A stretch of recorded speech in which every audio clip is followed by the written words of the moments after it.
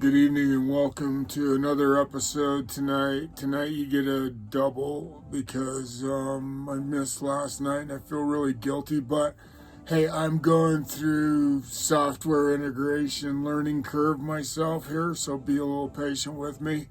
But I was really inspired tonight. I hope you liked my guitar playing video. But I have another subject I really need to talk to you about. Because it is so important. It is where the development of the hidden comes from, and I need to explain the origin of something very, very dear to me, and it's called Killing Mr. Hyde.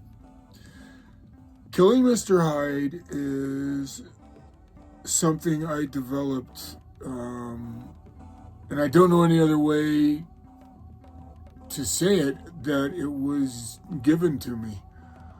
I went to a friend's house one night and I was really struggling. I was really struggling in my life with how to deal with this really ugly side of myself that I don't like, that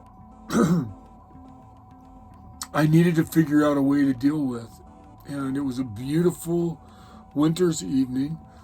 It was a new moon, and it was really dark outside. It was really cold, and the Milky Way was brilliant. And I walked out of his shop, and I looked up into the sky, and it was so beautiful, and something just filled my soul. I don't know how else to tell you. Something just came to me, and it felt like you know what to do. And I didn't know what that meant, so I got in my truck and I drove home, and by the time I got home, I had developed this entire philosophy of how to take control of something I had never had control of, and that is what I now prophetically call my ugly Mr. Hyde. I was a fan of The Strange Case of Dr. Jekyll and Mr. Hyde. I always thought that was an amazing book, and Robert Louis Stevenson was obviously a genius. It's a wonderful, wonderful piece. I can go on for hours about philosophy and my ideas behind what he wrote and what it meant to literary and psychology. I think what he wrote was very prophetic in so many ways.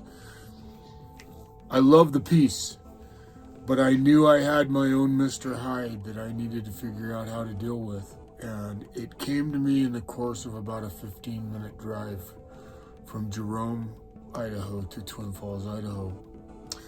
And I went in the house and I immediately shared it with my wife, who after about a few minutes decided she was tired and didn't want to hear it anymore. And so I left her side and I went and developed it on my own. And that day, I immediately put it to use. And it's really quite simple. I will explain it in complete detail as we go on, but I will give you the basic premise of it. The basic premise is I am very, very susceptible to allowing myself to manifest my hatred and my anger in my own way. And I don't like the way, in fact, it's not that I don't like it, I abhor it. It's horrible. And I don't like it in other people.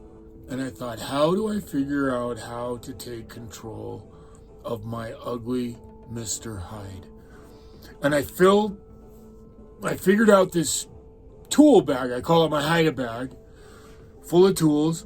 And I brought this philosophy to my friend John Stars.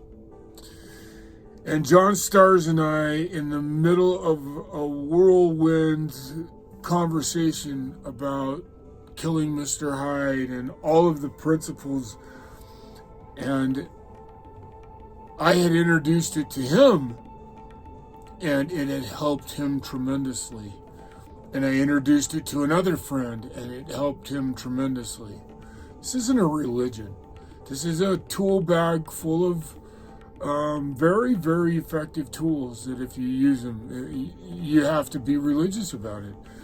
You're going to fail. I fail all the time. That's just the nature of the beast, but I get right back on.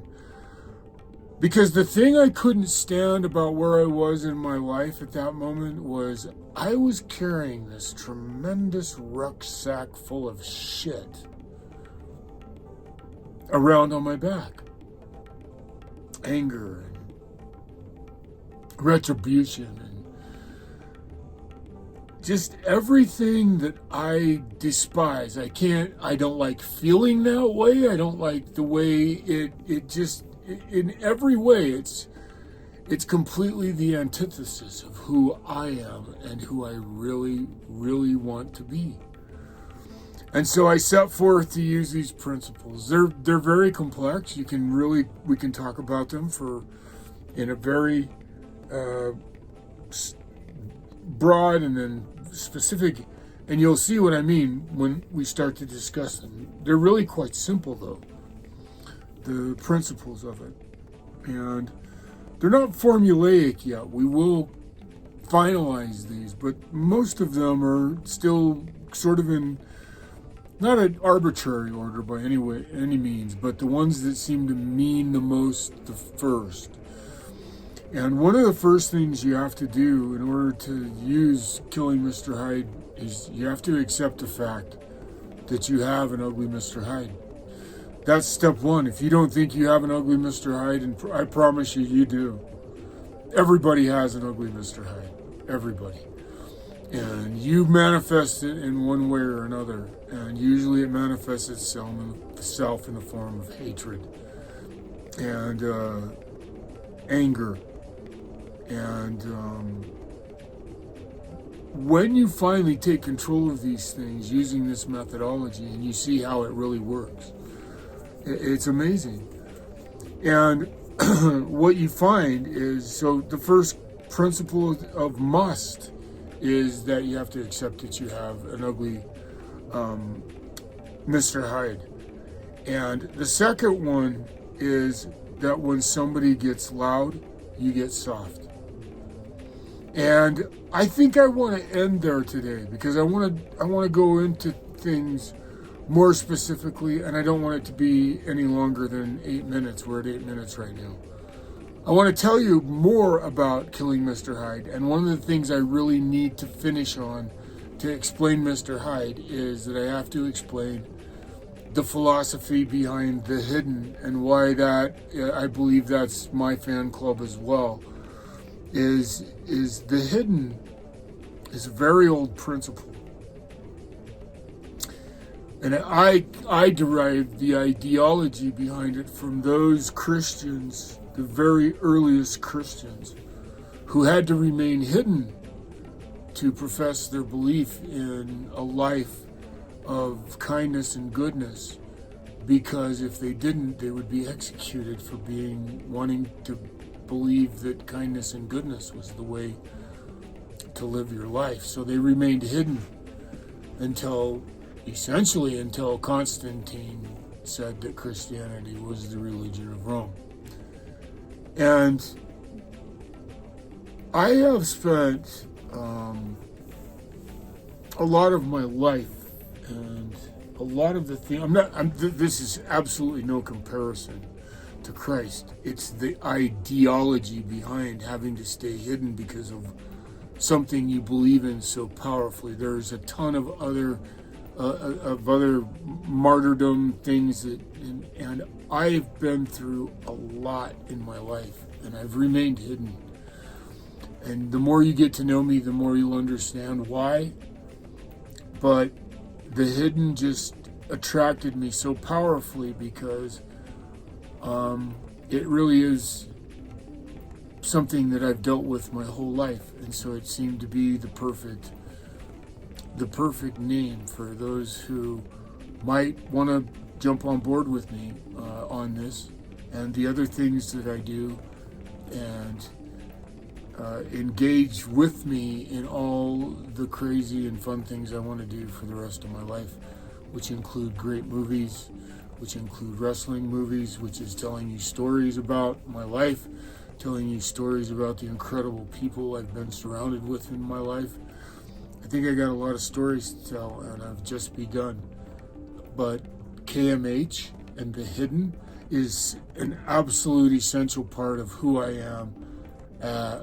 At my core and at my soul's core, that is just the fundamental of who I am. And I'm glad to be able to talk about it and to share it with you.